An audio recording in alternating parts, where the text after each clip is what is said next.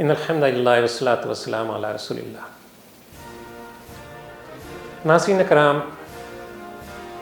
آئیے ذرا 69 سال پیچھے چلتے ہیں۔ رمضان مبارک کی یہ مبارک ساعتیں تھیں۔ اللہ عز و جل نے ہماری ایک علیحدہ وطن کی مانگ کو پورا فرمایا، ہمیں ملک پاکستان عطا فرمایا، مملکت خدا داد پاکستان، اسلامی جمہوریہ پاکستان۔ بر صغیر کے مسلمانوں نے بے شمار قربانیاں دے کر یہ وطن حاصل کیا۔ اس ملک کی بنیادوں میں لاکھوں فرزندان حق کا خون شامل ہے۔ اس ملک کے لیے کروڑوں نے بسے بسائے گھروں کو چھوڑا، بوڑھوں کی داڑھیوں کو خون میں رنگ دیا گیا، شیرخوار بچوں کو ہوا میں اچھال کر تلواروں سے 2 ٹکڑے کر دیا گیا، نوجوانوں کے سینوں کو نیزوں کی انیوں سے چھید دیا گیا، ہزاروں عصمتیں لٹیں، ہزاروں عفتیں اس وطن کی آزادی پر قربان ہو گئی۔ سب کچھ لٹ گیا، مگر جو واحد چیز بچی، جو واحد سینوں میں بات موجود رہی، وہ جذبہ تھا، وہ امنگ و حوصلہ تھا کہ پاکستان لا الہ الا اللہ کی عملی تصویر ہوگا۔ پاکستان کا مطلب کیا ہے؟ لا الہ الا اللہ۔ یہی وہ نعرہ تھا جس پہ برصغیر کے مسلمانوں نے اپنا سب کچھ وار دیا۔ ناظرین اکرام، آج ہمیں آزادی حاصل ہوئے 69 سال بیتتے ہیں۔ ذرا سوچئے، غور کیجئے کہ آج ہم کس مقام پر کھڑے ہیں۔ پاکستان تو قائم ہو گیا، لیکن قیام پاکستان کا مقصد گرد سفر میں کھو گیا۔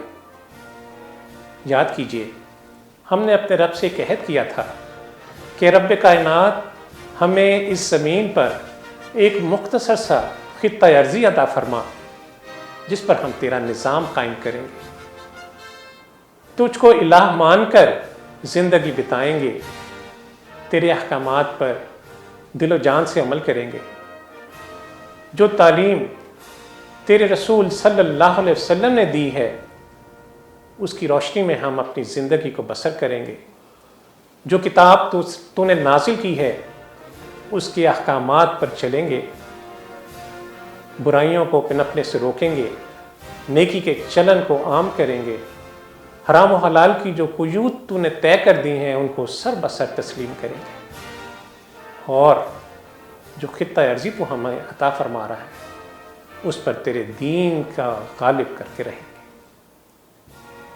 ناظرین کرام، ذرا ٹھنڈے دل سے سوچئے اس نعرے کو کہ پاکستان کا مقصد کیا، لا الہ الا اللہ، یہ در حقیقت ایک نعرہ نہیں، رب سے کیا گیا ایک عہد تھا۔ آج 69 سال بعد بڑی دردمندی سے جائزہ لیجئے کہ ہم اس عہد کو کس درجے میں پورا کر چکے۔ عہد وفا کرنا تو دور کی بات، ہم تو الٹا عہد شکنی پر اتر آئے۔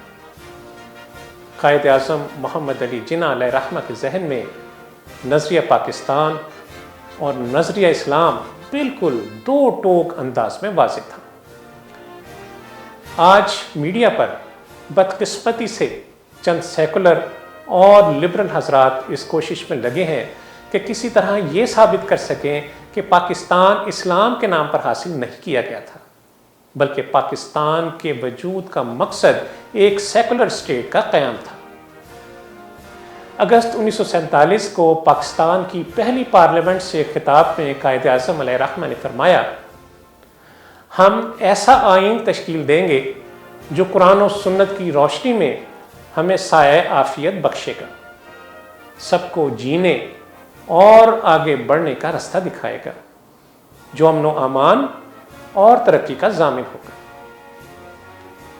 قائد محترم نے 14 فروری 1948 کو سی پی دربار سے خطاب کرتے ہوئے ارشاد فرمایا کہ ہماری نجات کا واحد ذریعہ ان زرعی اصولوں پر مبنی ضابطۂ حیات پر عمل کرنا ہے جو قوانین ہمارے پیغمبر محمد مصطفیٰ صلی اللہ علیہ وسلم نے قائم کیے۔ اللہ عز و جل سے دعا ہے کہ وہ ہمیں قیام پاکستان کے مقصد کو حاصل کرنے کی توفیق عطا فرمائے۔ وصلی اللہ تعالیٰ علی خیر خلقہ محمد وعلی آلہ وصحبہ وسلم۔